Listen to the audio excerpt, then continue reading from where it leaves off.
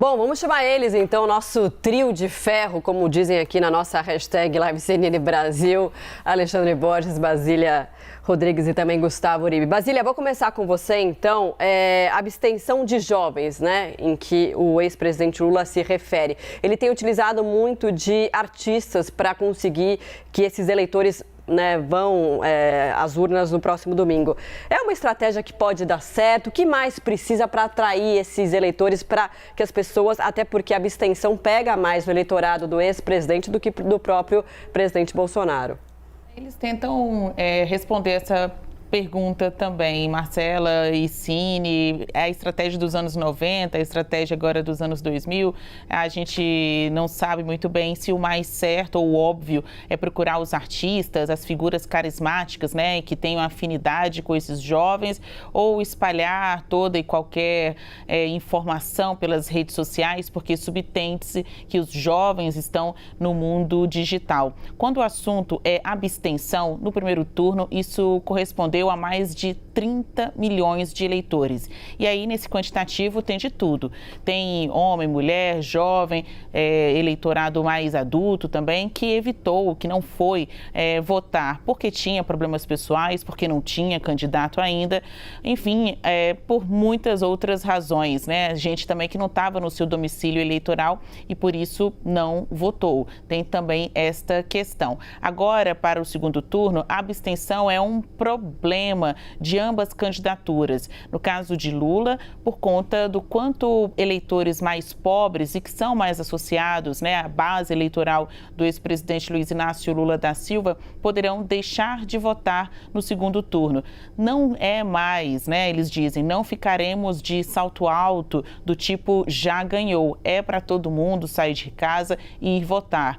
O mesmo discurso se repete na campanha de Bolsonaro, que entre as preocupações, quando o assunto é abstenção, acha que isso pode acabar tirando eleitores daquela classe mais abastada, né? Eleitores que poderão viajar em função do 2 de novembro, todo esse conjunto de feriados, folgas, né, que se emendam aí com o dia da eleição no 30 de outubro. Então, é um assunto, um problema para ambas candidaturas. Convencer o eleitor a sair de casa e ir depositar seu voto, não, teclar ali na urna eletrônica, deixar o seu voto e escolher quem vai ser o próximo presidente do Brasil. Várias estratégias estão sendo lançadas e vários apoios, né, ainda estão chegando nesses comboios aí, tanto do presidente quanto do ex-presidente da República. Na última disputa, no primeiro turno, cada um carregou consigo mais de 50 milhões de eleitores. É muita gente. Então dá para se dizer que o Brasil está rachado. Metade está com Lula, metade está com Bolsonaro. Por isso que esta eleição vai ser decidida no detalhe. Eles querem contornar o voto do indeciso, estimular quem está se abstendo a sair de casa, e o debate, o último debate eleitoral pode ser o último combate deles antes do encontro marcado nas urnas, né? E ali fazer com que os eleitores se sintam mais estimulados a votarem, seja em um ou no outro. Uribe, as viagens também, a proximidade com o eleitor, né, nessa reta final, principalmente com ambas as campanhas percorrendo boa parte do país, concentrando muito aqui no Sudeste também, isso pode fazer a diferença para esse público que votou nulo ou que faltou no primeiro turno? É a grande avaliação das duas campanhas, Cine, porque o eleitorado de classe média se tornou mais desejado nesse momento. É um eleitorado que se absteve nas urnas, boa parte dele, diante do número que nós tivemos no primeiro turno, a maior abstenção em primeiro turno desde 1998, e é justamente o foco agora. Luiz Inácio Lula da Silva até pretendia visitar, por exemplo, o Amazonas para ajudar na campanha de Eduardo Braga. Não deve ir mais. Pensou em ir ao Mato Grosso do Sul para fazer uma agenda com Simone Tebet. Não, vai focar no Sudeste. A previsão são 2 agendas em São Paulo, 2 agendas no Rio de Janeiro e 2 agendas em Minas Gerais. Ou seja, focar naquele eleitorado que teve no primeiro turno um posicionamento mais expressivo do que no restante do Brasil na terceira via de apoio a Ciro Gomes e Simone Tebet. Então, uma tentativa de conseguir convencer esse eleitorado a ir às urnas. E nós estamos prevendo para essa última semana uma espécie de embate musical musical, justamente para tentar diminuir essa abstenção.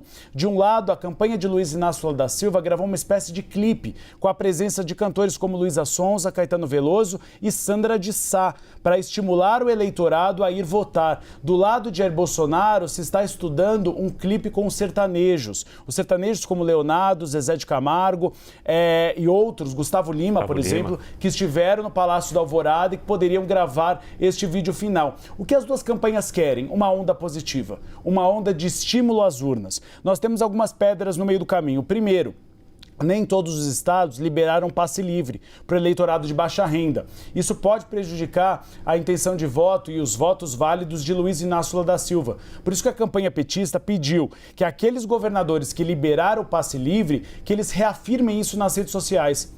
A gente já teve hoje Helder Barbalho, governador do Pará, dizendo isso. Olha, você eleitor que quer votar, teremos o passe livre.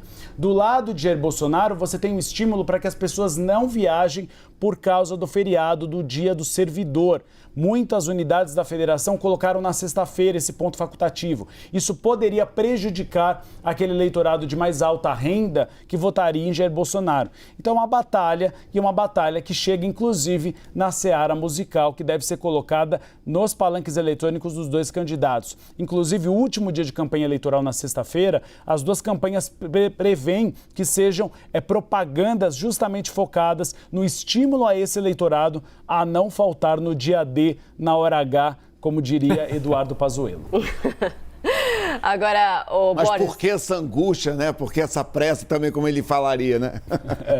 Ô Borges, Perdão. eu ia falar exatamente desse aspecto, né, do transporte público gratuito, que o STF decidiu que os governos podem conceder isso e, como o Uribe bem pontuou, né, quem está ali mais próximo ao ex-presidente Lula vai fazer com que isso chegue de forma gratuita à população de baixa renda, que é a população que muitas vezes deixa de votar por conta da passagem, né, porque em algumas situações a pessoa escolhe ou comprar o prato de alimento ou a passagem e assim vai. Então, a pessoa, evidentemente, deixa de votar. Com isso, pode-se ter um incentivo para que a pessoa vá votar quando o transporte é de graça. Agora, esse aspecto pode, de fato, impactar bastante em relação à abstenção, que é algo que os dois candidatos vêm buscando muito, porque quando a disputa é muito apertada, ali cada pontinho que tem na abstenção vale muita coisa.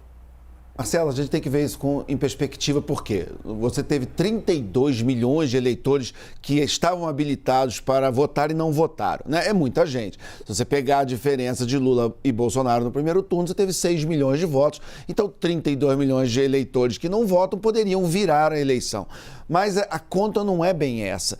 Por quê? Porque você tem um crescimento orgânico, eleição a eleição da abstenção. O voto no Brasil é obrigatório, mas a punição por não votar é considerada uma punição meramente ali administrativa, enfim. Então, muita gente acaba optando por não votar e assumindo a consequência ali, paga aí depois a taxa, enfim, e toca a vida.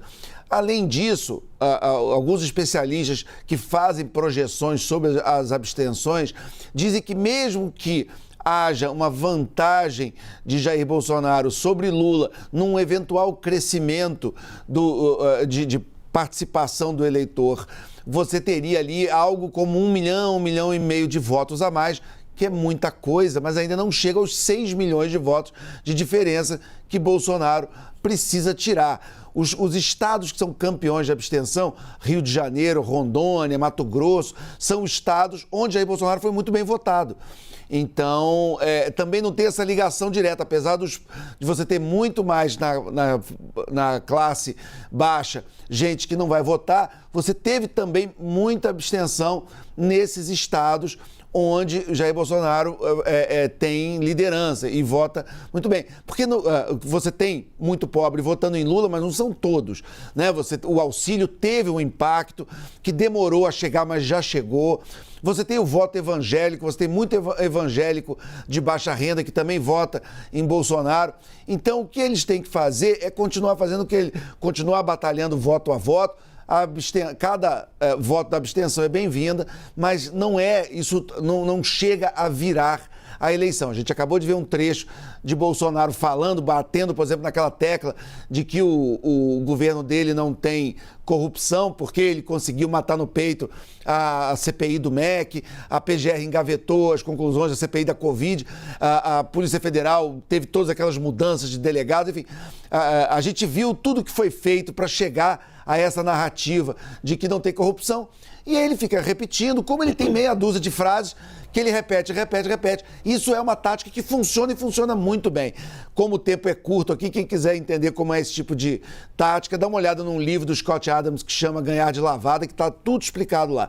E isso é muito poderoso. Você pega alguns conceitos fáceis de entender, repete a exaustão, e isso consegue mobilizar uma parte grande do eleitorado. Esse é o caminho que está sendo usado pelos dois, mas principalmente por Bolsonaro, e é nesse caminho que eles estão indo. A abstenção, repito, pelas projeções dos especialistas, no máximo podem dar mais 1 milhão, 1,5 milhão de votos a Bolsonaro, que isso só não é suficiente para virar a eleição.